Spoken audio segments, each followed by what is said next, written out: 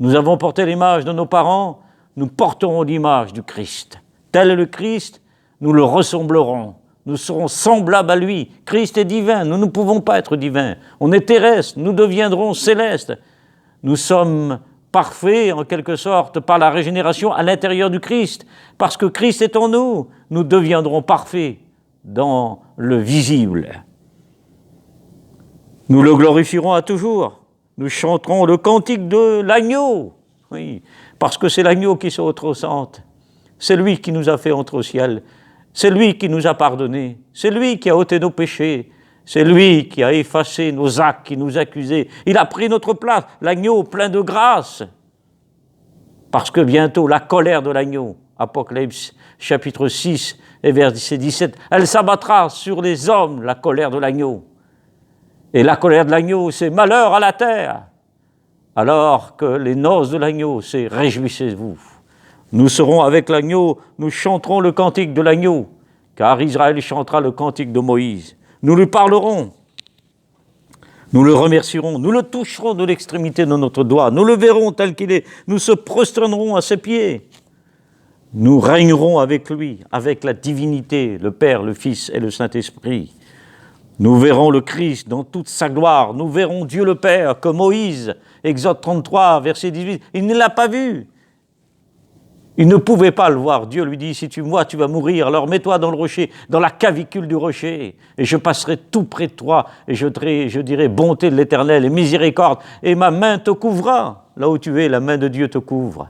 Reste dans le rocher, le Christ est le rocher, à l'abri du rocher. Et c'est ceux qui sont dans le rocher qui seront pris, et qui verront sa gloire. Apocalypse 21, verset 5, nous verrons Dieu le Père. Alors que Moïse de l'Ancien Testament ne l'a pas vu, il le verra dans la gloire, bien sûr.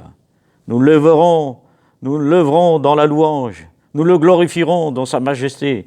La révélation divine de l'Apocalypse nous dit, Apocalypse 22, il n'y aura plus d'anathème, mais le trône de Dieu et de l'agneau sera au centre du royaume des cieux.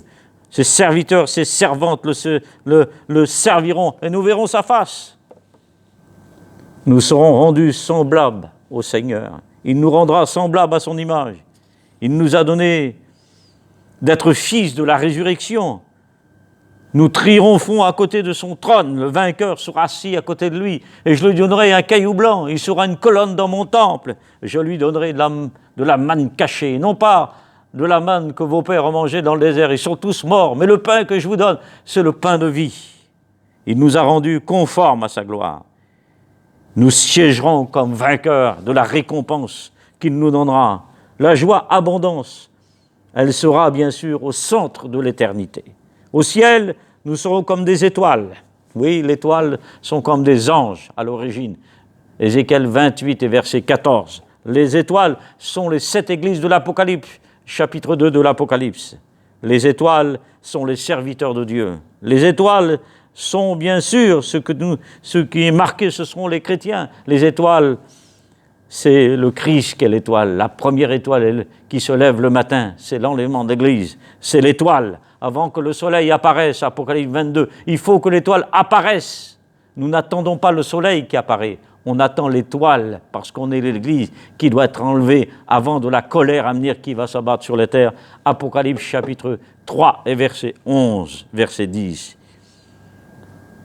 Nous aurons un corps de gloire. La crainte, elle n'aura plus sa place à nous combattre.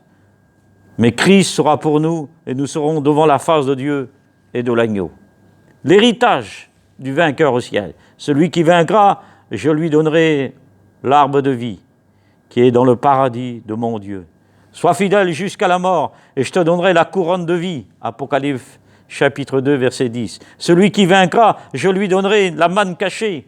Apocalypse chapitre 2, verset 26. Celui qui vaincra, je lui donnerai un caillou blanc, car le caillou blanc était pour un électeur, c'est-à-dire pour voter à l'époque de l'Apocalypse. On votait pour les Césars à Rome.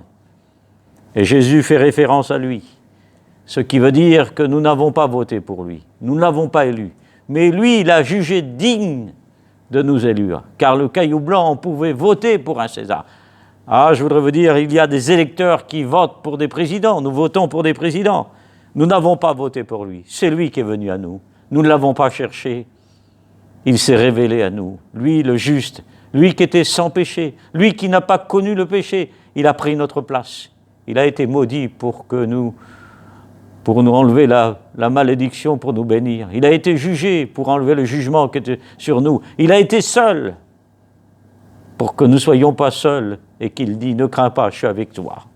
Celui qui vaincra gardera mes œuvres jusqu'à la fin. Je lui donnerai l'autorité. Je lui donnerai une étoile du matin. Celui qui vaincra sera revêtu de vêtements blancs. Je n'effacerai pas son nom du livre de vie. Apocalypse 3, versets 5 à 12. Je confesserai son nom devant le Père et devant des milliers d'anges. Apocalypse 3, verset 12.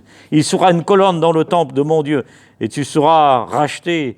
Tu auras bien sûr des vêtements blancs et tu seras revêtu de fin lin. Quelle grâce!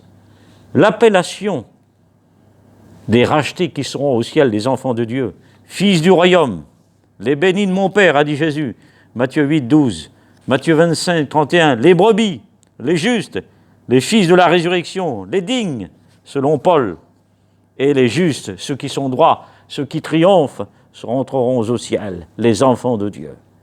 Quel est le sujet que Dieu fera de nous? Les justes resplendiront comme le soleil. Ils brilleront comme l'éclat d'une étoile pure. Nous brillerons comme la splendeur du ciel. Nous serons fils de la résurrection. Nous serons des colonnes, comme des colonnes pures. Quelle importance, Seigneur, la grâce de Dieu qui nous a donné toutes ces choses. Le ciel est ouvert à celui qui est né de nouveau, qui a passé par la nouvelle naissance, la nouvelle création, nouvelle créature. Le bain de la régénération, la résurrection, l'intervention divine dans le cœur de l'homme. À ceux qui ont été lavés par le sang de l'agneau. La différence, les martyrs de la grande tribulation, eux, ils se lavent, ils sont devant la bête. Et ils sont décapités, ils sont sous l'autel. Et c'est un acte par leur vie. Ils ont préféré de donner leur vie à Jésus-Christ et ne pas accepter la bête et le système du 666. Tandis que nous, dans la grâce, il nous a lavés. Nous sommes devant l'agneau et nous serons enlevés avant, bien sûr, la grande épreuve qui va s'abattre sur la terre des hommes. Celui qui est né de nouveau entrera au ciel. C'est ceux qui ont été lavés par le sang de l'agneau. 1 Jean, chapitre 1, verset 7. Laisse-toi laver, laisse-toi purifier, ne te lave pas. C'est lui qui veut te laver, qui te pardonne de tout péché. Celui qui a été pardonné de leurs péchés. Celui qui pardonne. Celui qui a dit oui à la grâce, car la grâce est une source de salut, Éphésiens 2, 8. C'est par la grâce que vous êtes sauvés, vous qui m'écoutez, et qui n'est pas converti avant la venue du Seigneur. Vous êtes en attente, le monde est bouleversé, nous vivons des drames, planète Terre, où là, le poison fait des ravages. Le coronavirus fait des ravages.